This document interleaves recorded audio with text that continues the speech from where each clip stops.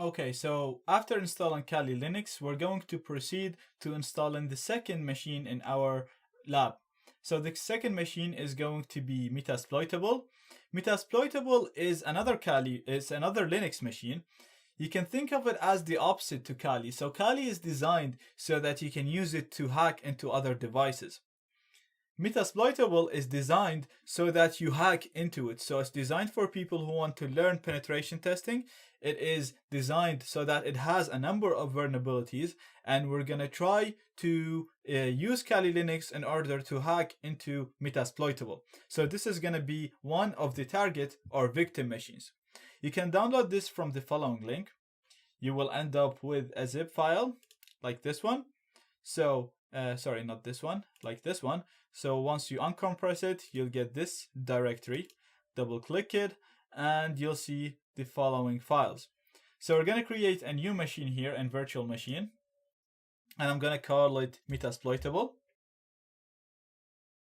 And this is going to be a Linux machine. And I'm going to hit continue. And I'm only going to give it a gigabyte of RAM, should be enough. And then I'm going to use, remember with Kali Linux, we created a new virtual hard disk. With this, we're going to use an existing one. The reason for that is because the image that we have right now is actually, it's designed for VMware Player. So what we're going to do is we're going to import the hard disk file or the hard disk image in here, so that we're going to have a ready installation without having to install it the way we installed Kali Linux. So we're just going to use an existing virtual hard disk file, and I'm just going to navigate to select where it is. I'm going to go into the Metasploitable directory, and I'm going to select the .vmdk file. So it's this file right here. I'm going to click on open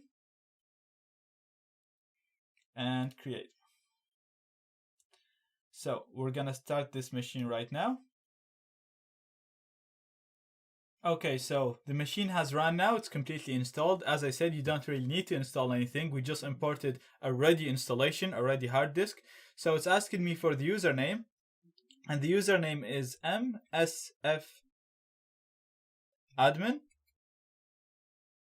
And the password is the same, so it's msfadmin as well.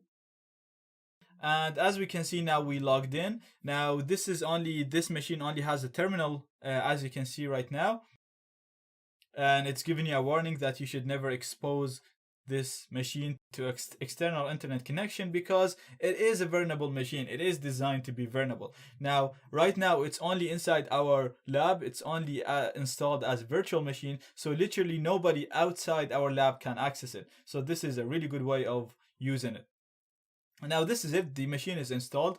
As I said, in the future, we're going to talk about how we're going to try and hack into this machine. Again, don't be intimidated by the terminal. We're going to be using it a lot, and we're going to learn how to use it step by step.